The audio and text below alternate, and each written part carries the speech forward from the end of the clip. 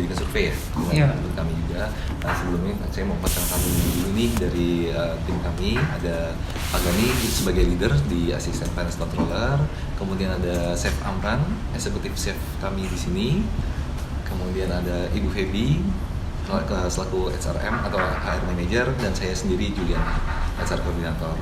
Nah, jadi mohon maaf, jadi sebelumnya memang kami sempat jadwalkan juga dengan Pak Jufri, tapi kebetulan memang beliau sedang berhalangan hari ini, jadi bisa ya nggak apa-apa ya.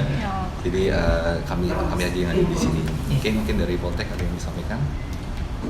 Oke, tambah basa-basi lagi mungkin Bapak ya, langsung ke pertanyaan saya. Mungkin perkenalkan diri dulu aja. Oh iya. Perkenalkan dari beliau dulu. Pertama dari saya sendiri, nama saya Muhammad Ariel Fares. Saya adalah mahasiswa di Politeknik Balikpapan untuk jurusan Tata Boga. Baik, perkenalkan nama saya Asimia Sela. Saya dari jurusan Tata Boga semester 2. Nah, kan nama saya Walia, dari mahasiswa Politeknik juga jurusan Tata Boga. Saya adalah Fitri Maharani, saya juga mahasiswa Politeknik, saya jurusan Boga juga. Saya Rosita Fitriani dari Politeknik semester 2 jurusan D3 Tata Boga. Tata Boga semua. Iya. Sama siapa aja dah? Kalau ada pertanyaan nanti Pak. Oke, langsung saja ke pertanyaan Bapak. Ini untuk mungkin dari maksudnya dulu ke sini.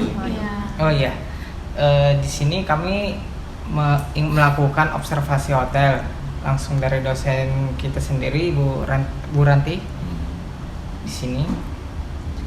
Dan selanjutnya mungkin sorry. Nah, ini dengan Pak Jimmy, FO manager kami. Oke, nggak apa-apa, sambil lanjut. Oke. Langsung aja Nah. pertanyaan. Oke, mungkin kita buka langsung pertanyaannya Bapak ya. Ya. Untuk yang pertama Pak, saya izin bertanya, untuk struktur organisasi perusahaan di sini seperti apa ya di Departemen Front Office? Struktur organisasi ya? Iya. Oke, kalau untuk struktur organisasi di front office itu semua itu memang tergantung dari propertinya sendiri. Kalau di 4 Points by Sheraton Balikpapan sendiri itu untuk dev head-nya, departemen head-nya itu dari front office manager, di bawahnya itu ada langsung supervisor, front office supervisor, sama ada juga loyalty supervisor. Di bawahnya itu ada front desk agent dan bell drive dengan satu lobby ambassador. Itu kalau untuk struktur organisasi. Lalu yang selanjutnya untuk SOP-nya yang berlaku seperti apa ya Pak yang ada di sini? SOP kita tuh ada banyak SOP sih. Mau dari segi apa dulu ini? Mungkin segi Departemen Front Office-nya seperti apa Iya. SOP-nya? Untuk front office itu kita ada SOP di cashiering. Ya. Di situ transaksi keuangan itu ada juga SOP dari prosedur check-in, check-out, itu ada juga dari room assignment. Jadi kita harus berkoordinasi dengan housekeeping juga untuk masalah itu, untuk room assignment, sama loyalty itu salah satu program member kita yang ada di Marriott gitu. Dan masih banyak sih kalau untuk SOP. Kalau kita jabarin satu-satu ya tergantung mau dari sisi apa dulu baru kita jabarin. Lalu 2 tahun yang lalu kan Pak masa pandemi itu kendala apa saja sih Pak yang ada di masa pandemi di dalam hotel di sini? Kalau untuk pandemi kendala pastinya lebih ke tidak ada tamu yang menginap ya. Berkurangnya pemasukan hotel, omset hotel, sehingga banyak menyebabkan mungkin di hampir semua properti di Indonesia itu terjadi pengurangan karyawan. Jadi kalau kendala terbesarnya sebenarnya dari sisi hotel tersebut untuk pandemi kemarin memang lebih banyak di situ. Kalau untuk kendala dari sisi prosedur kita tidak ada, lebih besar ke situ. Lalu selanjutnya bagaimana sih Pak untuk meningkatkan pada masa pandemi itu, untuk meningkatkan pelayanan, atau kan mungkin banyak yang tidak berkunjung tuh dari luar, bagaimana pelayanannya supaya bisa lebih meningkatkan gitu? Kalau untuk pelayanan pastinya karena pandemi kemarin itu memang dari aturan pemerintah kita selalu ada prokes. Yang kita prioritaskan pertama itu prokes, prosedur kesehatan, ya kan. Itu yang harus kita jalankan, itu yang paling pertama. Terus kedua, basic service gitu untuk pelayanan ke tamu sendiri. Cuma kan selama pandemi kemarin hampir hampir semua properti itu tidak ada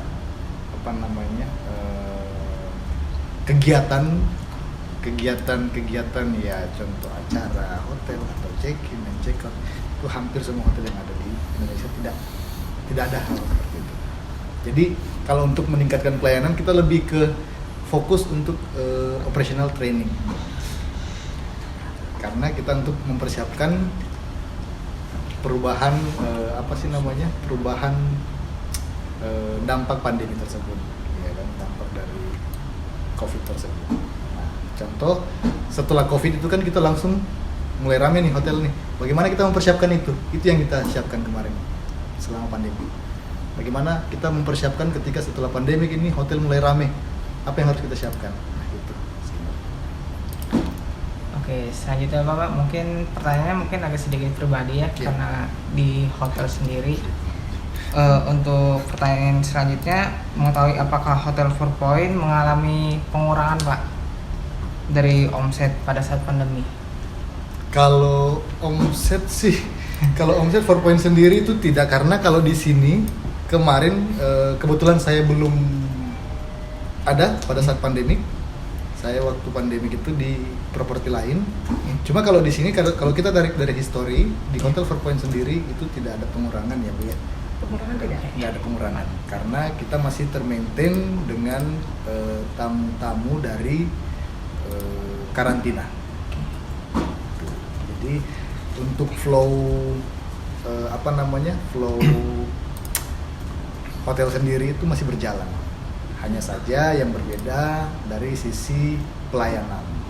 Yang tadinya kita bisa langsung face to face dengan tamu, ini tidak seperti itu. Karena kan kita harus mengikuti prosedur kesehatan yang sudah diterapkan. Oke.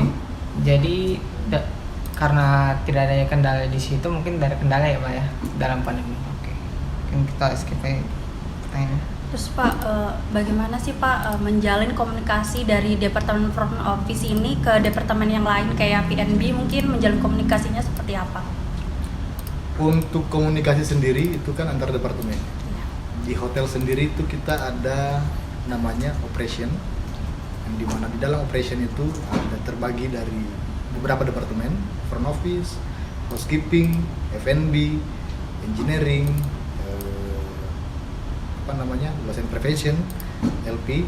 Itu dari 5 departemen tersebut itu kita saling membutuhkan satu sama lain. Artinya untuk menjalankan satu operasional di hotel, komunikasi ini yang kita butuhkan. Nah, cara membangun komunikasi ini, bagaimana caranya departemen ini bisa mengetahui apa yang dia butuhkan dari departemen lain, sehingga dia bisa notice ke departemen tersebut ketika mereka butuh bantuan atau butuh salah satu contoh housekeeping dengan front office. Itu kan pasti terkonek itu. Kita nggak akan dapat kamar yang bersih kalau tidak koordinasi dengan housekeeping. Nah, seperti itu. Nah, cara membangun komunikasinya ya sebenarnya normal kalau untuk cara membangun komunikasinya. Tinggal kita escalate langsung ke housekeeping untuk menanyakan bagaimana status kamar tersebut. Ya, kembali lagi seperti kita komunikasi mungkin kalau di kampus kan kita ada komunikasi apa sih namanya kalau di kampus itu organisasi. Nah, seperti itu normal sebenarnya kalau untuk komunikasi sendiri, cuma lebih spesifiknya sesuai dengan bidang-bidang masing-masing. Oke, untuk selanjutnya mungkin kalau seandainya di survei lapangan nih Bapak, minat orang datang ke sini tuh Pak. Nah, mungkin contoh tamu-tamu yang datang itu misalnya seperti apa Pak? Kayak misalnya keluarga yang datang atau semacamnya gitu. Untuk segmennya, Iya. untuk segmen kita di 4Point, apalagi di Balikpapan ini, kita lebih banyak bisnis. Oh, bisnis. Bisnis itu yang masuk corporate, government dan lain-lain. Kalau untuk segmennya. Jadi kalau untuk family itu kan lebih banyak ke liburan ya, leisure. Di Balikpapan sendiri mungkin hampir semua hotel di Balikpapan seperti itu, lebih pegang segmen bisnis. Area bisnisnya.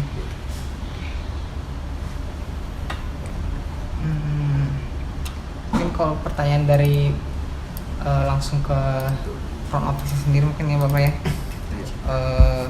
Bagaimana cara mengatasi masalah apabila terjadi komplain dari tamu mungkin Bapak? Ya.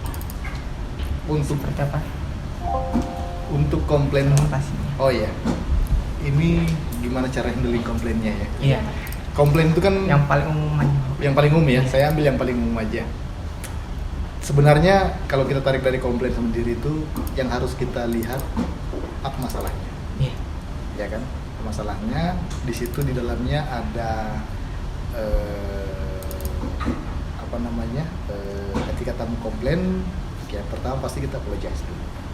Apologize, terus apa namanya? Identifikasi masalahnya, identifikasi. Setelah kita identifikasi, baru finding solution. Finding solution, ya kan? Setelah kita finding solution, baru offering solusi yang betul kita finding. Setelah kita offering, ya kan?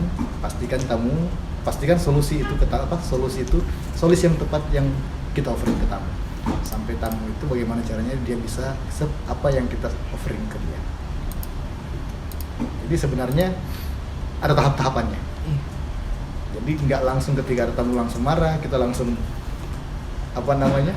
Apologize tanpa tahu nih apa nih masalahnya. Kita apologize tanpa tahu apa nih solusinya. Ya kan? Tamu sendiri kan akan bingung. Gitu. Jadi ikuti tahap-tahap itu sampai betul-betul kita sudah dapat solusinya yang kita bisa offering ke tamu dan kita bisa pastikan tamu itu setuju dengan offering kita seperti itu.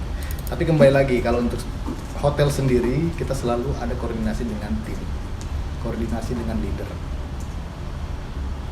sampai bisa kita taking decision apa yang harus kita lakukan untuk komplain tersebut.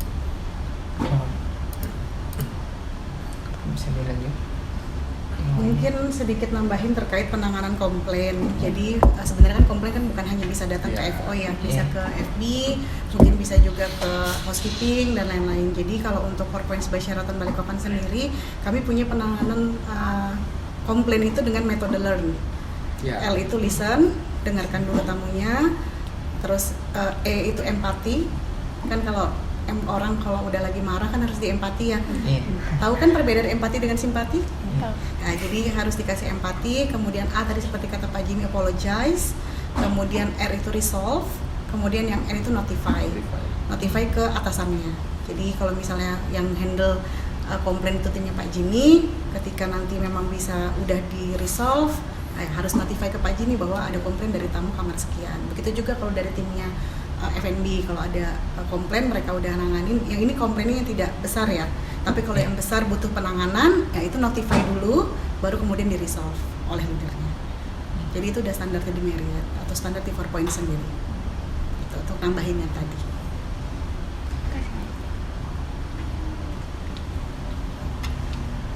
Oke, lanjut lagi ke pertanyaan sebelumnya Pak. Di kala pandemi, dalam menerapi prokes di sini mungkin seperti apa Pak?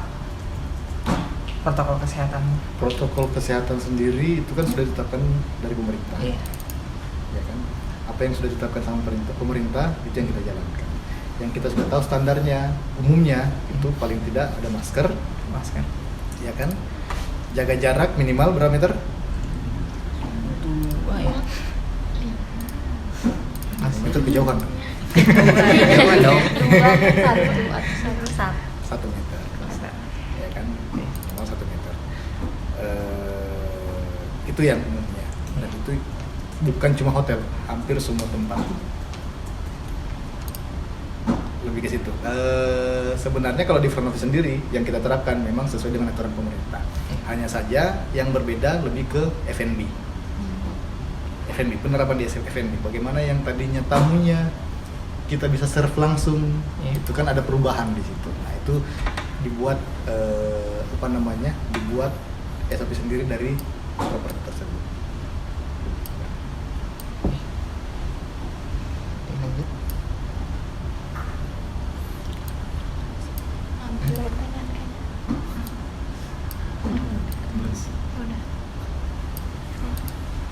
Yang tadi kan tambahan juga sedikit. Jadi kan kalau Pak Jimmy selaku dari FO, ini kan Pak Dani kalau masalah untuk finance sebenarnya omset apa segala sebenarnya bisa beliau.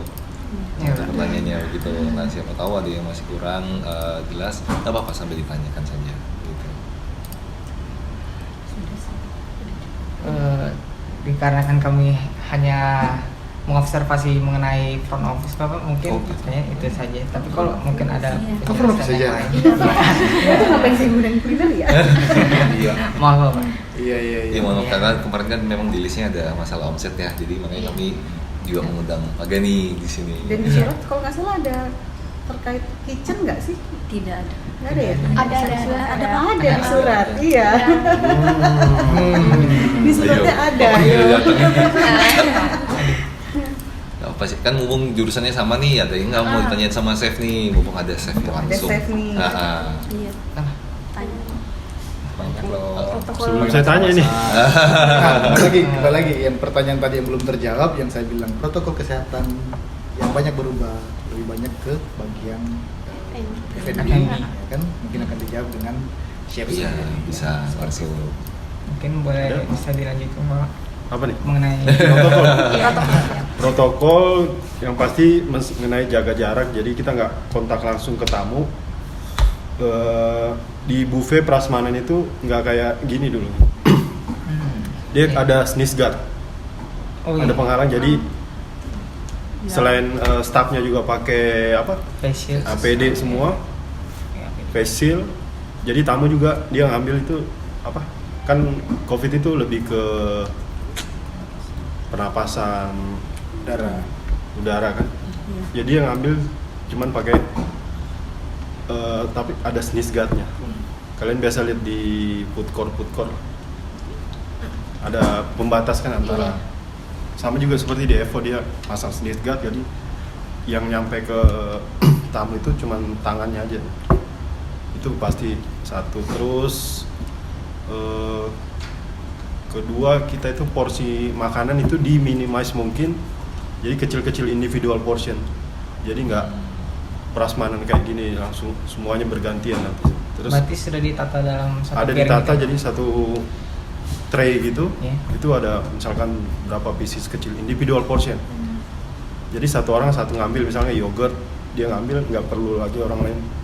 Kalau sekarang kan susu apa gitu, itu semuanya orang bisa ngambil, tuang kan. Kalau dulu di porsi itu satu. Terus apa lagi? Selain dari staffnya juga pakai APD, Servis langsung. servis itu kita minimize mungkin sih. Take away. Untuk penanganan misalkan wedding kan, Iya. itu juga paling beda sama waktu normal. Itu dalam satu ruangan kita cuma bisa 25% atau 50 orang dalam satu. Kalau normalnya kan biasa orang ratusan, ribuan, bahkan kayak di dom gitu kan. Iya. Kalau zaman COVID itu paling 50 orang. Jadi bergantian dia, 50, satu batch itu 50, dan dia nggak ada prasmanan. Dia sudah di kotak-kotak, di box. Jadi tamu lewat itu dia cuma salaman dari jauh, ini lewat, terus ambil nasi boxnya sama souvenir, udah pulang. Gitu dulu, zaman COVID.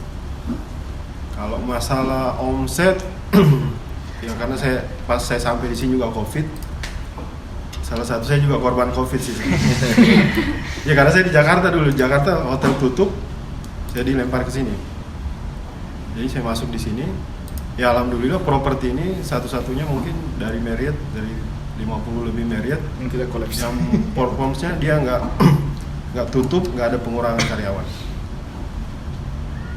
di Balikpapan karena dia dapat bisnis karantin juga dapat, bisnis wedding malah nambah.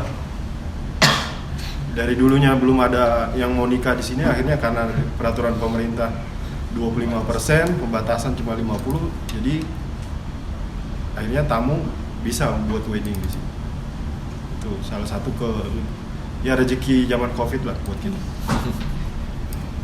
Dan kita juga sempat ini masalah kesehatan juga, protokol kesehatan kita dapat 3 terbaik se-Indonesia kemarin.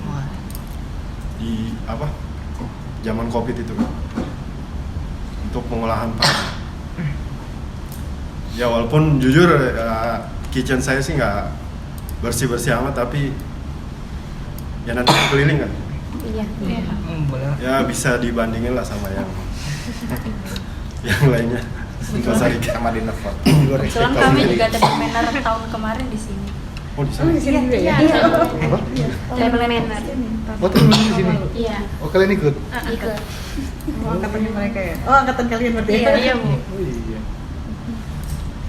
Tuh. Apa lagi tadi pertanyaan?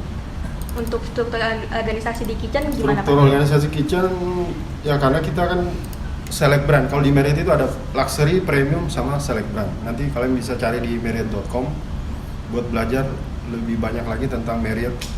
Jadi kita itu ngikutin brand standar. Nah kalau untuk select brand kita nggak bilang bintang 3, bintang 4, bintang 5 ya di sini. Kita bilangnya select brand. Select brand itu udah ada standarnya masing-masing, bahkan setapan untuk misalkan breakfast dia harus ngasih buah berapa jenis itu ada. Dan itu wajib diikuti semua brand yang select brand atau 4 point. Struktur organisasi paling tinggi saya executive chef, terus di bawahnya saya itu ada 2 chef de partie. Di bawahnya chef de partie ada demi chef, terus ada komi, di bawahnya komi baru yang daily worker, casual sama training. Terus ada di sampingnya itu stewarding. Paling tinggi stewarding supervisor. Itu under kitchen juga. Kitchen department. Jelas? Iya. Ada lagi? Mungkin dari bagian ini ada yang mau ditambahkan masalah finansial nih Pak, selama pandemi gimana? Nah, mereka pasti agak bertanya-tanya. Kan masternya Bapak nih. Sebagaimana disampaikan teman-teman saya, rekan-rekan saya ya, kalau ngomongin masalah omset di saat pandemik ya semua orang pasti akan terdampak ya, nggak hanya individu dan perusahaan itu sendiri. Tapi alhamdulillah sebagaimana yang disampaikan itu kita masih ada bisnisnya karantin dan juga wedding itu masih ada di kita. Cuman ya bisa dilihat dari tingkat okupansi yang paling kelihatan kan. Kalau daripada karantina kemarin ya alhamdulillah lah. Tapi kalau di compare dengan sekarang yang normal kan kita udah bisa mencapai 80 bahkan sekarang 90%, bisa dilihat daripada ketimpangannya itu. Dan kalau dilihat dengan harga yang kita jual, tapi kebutuhan yang diperlukan untuk prokesnya, kelengkapannya, prokes kan udah banyak banget kan. Which is kalau kita ngomongin keadaan normal, kita nggak perlu menyediakan cuci tangan, sabun dan lain sebagainya kan, nggak perlu beli perlengkapan dan sebagainya, yaitu biaya miscellaneousnya dah kasarnya. Nah itu yang paling kelihatannya, which is itu alokasi dana untuk biaya miscellaneous itu bisa dipergunakan untuk kepentingan yang lainnya. Jadi itu akan sangat berdampak banget ya. Kalau saya bisa bilang itu akan mempengaruhi daripada expense-nya. Walaupun kalau dilihat omset nggak akan berubah dengan okupansi seperti itu, tapi kebutuhannya kita yang banyak. Perintil-perintilannya untuk prokesnya ini. Prokesnya ya maintenance juga AC sebagaimana dibilang dengan chef, which is itu kalau 100 pack ya wedding bisa dalam 1 kali acara kan udah selesai lah. Electricity anggaplah half day sampai dengan setengah hari udah selesai kan. Tapi dengan bergilirnya hanya terisinya cuman ya 20-50 kan bergilir, jadinya otomatis lama kan. Nambah lagi maintenance, electricity ya, AC kan nyala terus, lampu juga nyala terus, sterno juga bertambah lagi kan. Nggak menggunakan sterno sih, boxnya lagi ya itulah. Jadinya itulah faktor-faktornya. Kalau ngomongin di finance ya banyak banget ya. Kalau ngomongin di finance banyak banget terkait daripada revenue dan juga pengeluarannya itu sendiri. Mungkin itu sih yang bisa saya sampaikan ya. Ada lagi? Kan saat pandemi itu ini kan ada karantina pasien, Pak, karantina berarti. Itu untuk cara pelayanannya itu gimana ya? Kan nggak bisa langsung ketemu tamu pas lagi yang COVID itu gimana? Saya berikan kepada Saya jawab. Saya pikir Saya jawab. Siapa? Saya tarik ulur dulu. Kita sebagai Marriott kan kita punya filosofi atau value, core value.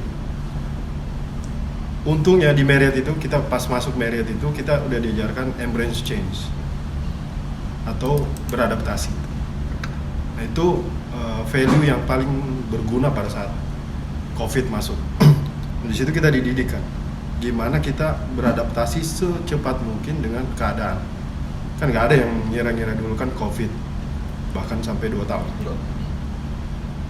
Nah setelah kita dapat COVID itu, ya otomatis kita dari brand juga, dari corporate kita di pusat, dia pasti mengeluarkan juga protokol-protokol yang disesuaikan dengan protokol di negara masing-masing. Nah kalau untuk kita sendiri Balikpapan hampir semua sih sama di Indonesia. Kalau untuk tamu di kamar kita tuh dia kalau karantina dia nggak boleh keluar selama karantina. Dulu sih 14 hari. 14 hari awalnya dulu. 14 hari. Jadi selama 14 hari itu dia standby di kamar aja, nggak keluar.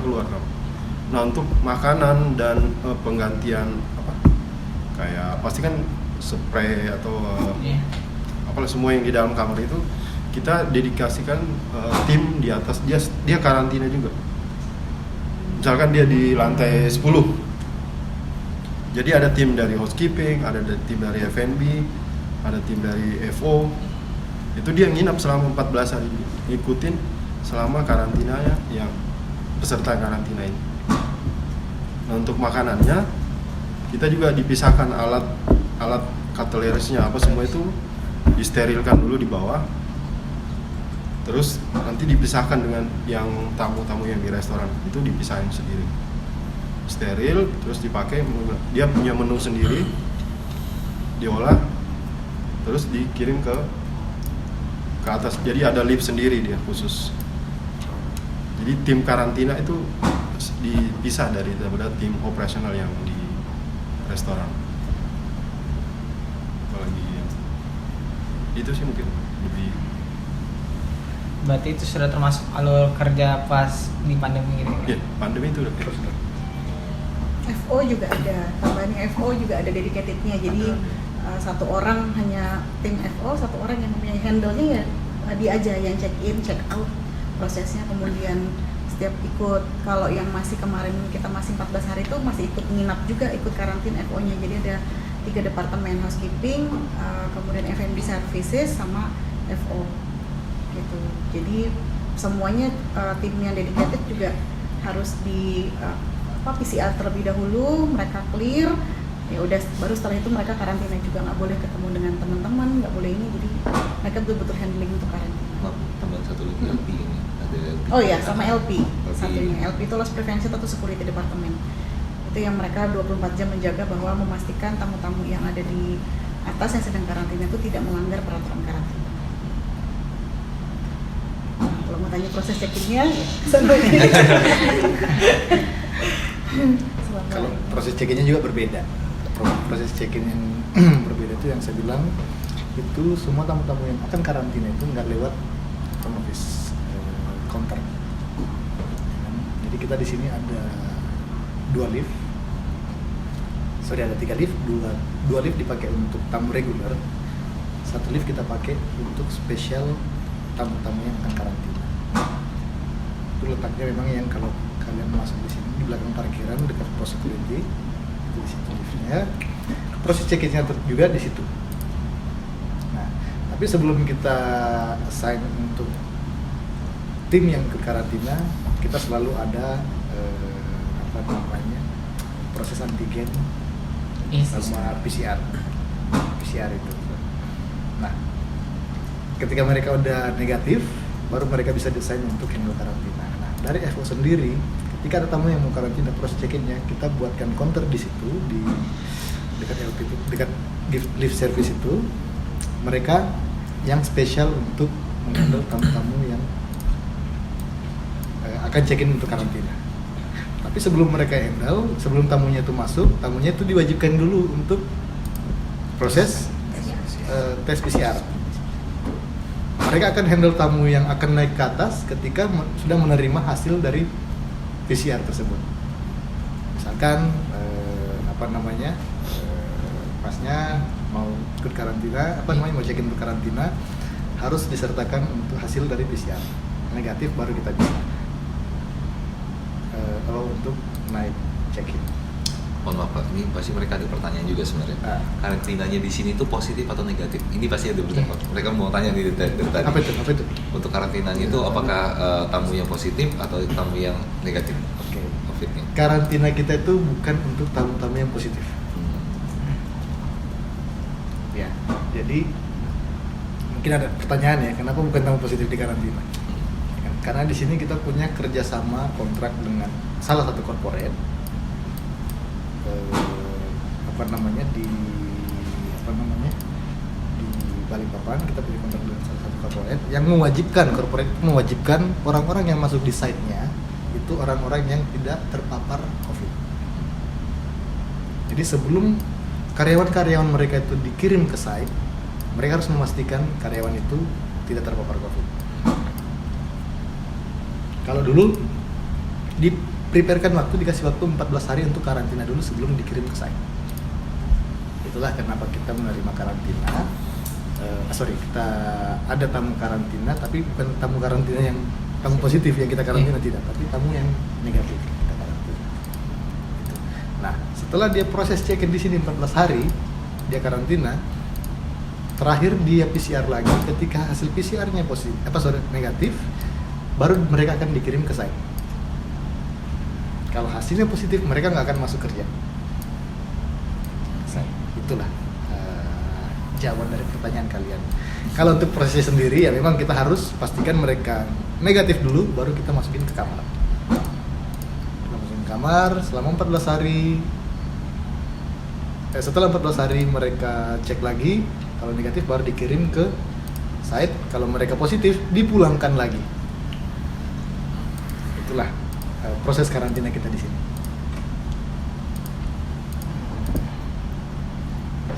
Lagi mau tanyakan? Mungkin itu saja dari kami Bapak ya, karena Lagi loh. banyak pertanyaan yang muncul lagi sih Pak. Gak apa-apa. Tadi saya pikir ada banyak ke FB ya kan. Kalau untuk di departemen FB sendiri kita sudah ada juga Pak. Sudah ada juga ya. Tanya ke Evo kalau Bisa. kurang. Observasinya. Saya kalau dijelaskan SOP-nya, kalau saya jelaskan satu-satu tadi, saya pikir itu kan makan waktu lama. Iya. Kita ada pertanyaan begini. Kalau kita jelaskan SOP di Formapi sendiri itu bisa habiskan waktu 3 hari 3 malam. Sudah seperti materi Pak. Saya tambahkan aja untuk SOP. Iya. SOP saya ambil yang umumnya aja. Itu proses check-in. Check-in atau check-out. Check-in, check-out kita beda dengan properti lain. Di Marriott International sendiri itu agak lebih, bukan ditambah tapi lebih spesial penanganan prosedurnya gitu. Contoh, untuk menghandle check-in itu arrival. Untuk menghandle arrival guest di Marriott itu kita punya prosedur untuk sebelum tamu check-in ada yang namanya pre-arrival. Itu yang harus kita siapkan. Jadi sebelum tamu datang, kita harus tahu nih apa yang harus kita prepare untuk tamu ini. Apa yang harus kita siapkan untuk tamu ini. Ya kan, itu namanya pre-arrival. Dengan sistem-sistem kita yang ada, kita kirimkan email ke tamunya bahwa dia istilahnya kalau bahasanya upcoming stay ya. Sebelum dia check-in kita kirimkan email menanyakan apakah ada lagi yang harus kita siapkan sebelum tamunya check-in. Pastikan tamu balas ketika dia punya preference sendiri kan. Contoh, saya minta disiapkan apa gitu kan, minibar misalkan. Nah, kita sudah tahu nih sebelum dia datang, dia harus disiapkan apa. Itu yang kita siapkan. Itu kan untuk menambah pelayanan kita ke tamu, untuk menambah kepuasan tamu tentang pelayanan kita. Itu yang kita lakukan. Jadi sebelum tamu check-in kita ada namanya pre-arrival. Setelah pre-arrival, tamu check-in.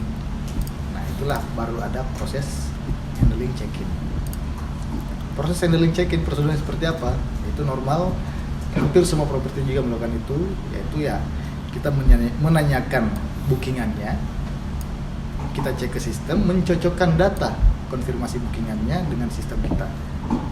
Ketika sudah dapat, baru kita menanyakan identitas, kita menanyakan identitas.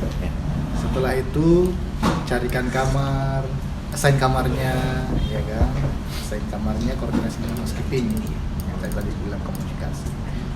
Setelah sudah dapat kamarnya, waktu check-in kita, jam check-in kita itu di jam 2. Ya, tapi kalau kita sendiri selalu menerapkan fleksibilitas. Kalau sebelum jam 2 sudah ada kamar yang ready, kita tetap akan kasih ke tamu check-in. Setelah dapat kamarnya, tamu sampai ke kamar. Kita akan proses pengantaran tamu ke kamar. Dari barangnya, yang bertugas siapa? Ya, bellboy itu. Ya, bertugas untuk mengantarkan tamu ke kamar, barang tamu ke kamar. Artinya proses check-in sendiri itu sudah selesai. Ya kan? Saya lewat tadi untuk cek pembayaran. Ya kan, pembayaran. Biasanya bookingan itu kan ada banyak tipenya. Ada dari OTA itu ada terbagi lagi, ada yang pembayaran pada saat check-in, ada yang sudah bayar pada saat booking. Ketika kita cek di sistem, OTA-nya, bookingannya dia sudah bayar, kita nggak perlu menagihkan pembayaran.